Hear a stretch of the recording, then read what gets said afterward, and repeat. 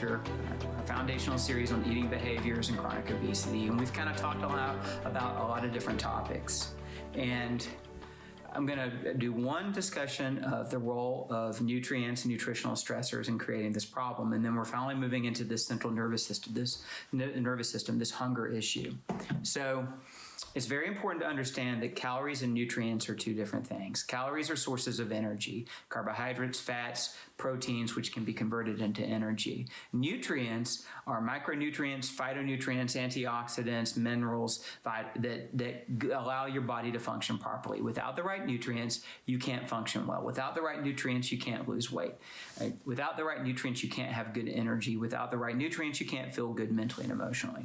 You have to have nutrients. Now, modern food is deficient in key nutrients. It just is. Virtually everybody that allows me to do more extensive testing on them has key nutrient deficiencies, almost all of them. The general ones will be omega-3 fatty acids, they'll be deficient. Vitamin D, they'll be deficient.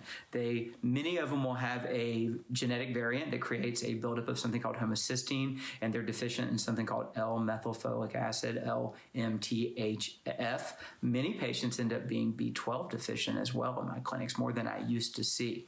And that's just a handful of those nutrient deficiencies. Also mineral deficiencies. Almost everybody out there would benefit from a high-quality bioavailable multivitamin. Thorne, Thorne, that's a company I like. I don't have any relationship with them, but I believe their vitamins and minerals are excellent.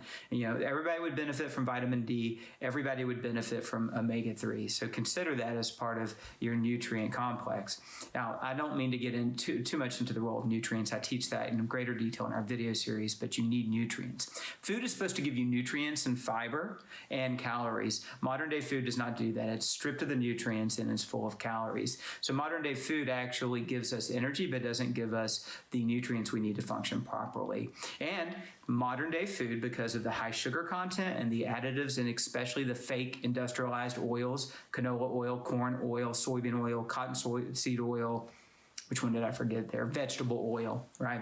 I talk about these in my book, and these tables are available online. But basically, these oils are wrecking balls for our system. They're pro-inflammatory, they're deteriorated, they're trans fats. They don't belong in our food, but they're dirt cheap because they're government subsidized. So when you eat food that is full of these pro-inflammatory oils and sugar and other additives and lacks fiber and nutrients, you're eating what's called a nutritional stressor. This is a food that, rather than feeding you and giving you energy and nourishing you, is actually making you sick. I talk about in some of my other videos, but it's essentially a food equivalent of cigarettes. Now, for some of you, that may sound like I'm, exaggerating it, but I'm not. And as we get into the central nervous system process in these next few series, you're going to understand why I say that. These foods have very few nutrients.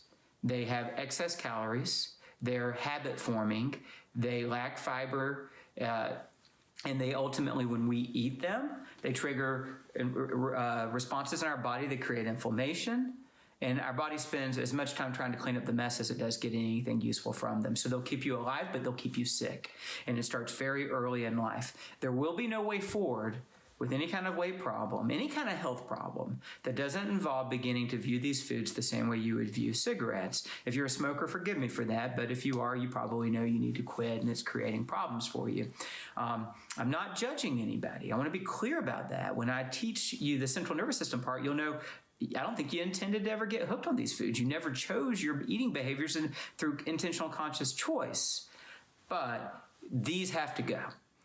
If I have a patient who says, I will not change that, I like to eat what I like to eat, and I like to eat those foods, then again, I don't judge them, but I'm not going to be able to help them. They're going to continue to get sick, because if they keep exposing their body to the very things that are making them sick, they're going to stay sick. Now, if I have a patient that says, I really like those foods, and I don't like the foods I have to eat to get healthy, this is going to be hard, but I want to feel good. Can you help me get there? Yes.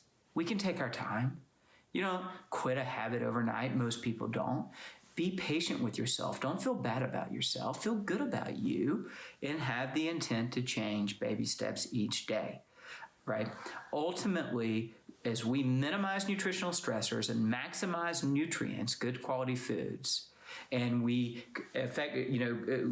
balance feeding and fasting, so we're not eating all the time, correct overeating, move our bodies, control stress, and get sleep, Ultimately, our body will gravitate to natural weight without you even having to be on a diet, right? Without you having to follow a diet. That's the good news. But you got to make some new choices, and we got to get rid of the nutritional stressors. They have to go, and they really need to go for your children, because they're making our children sick as well.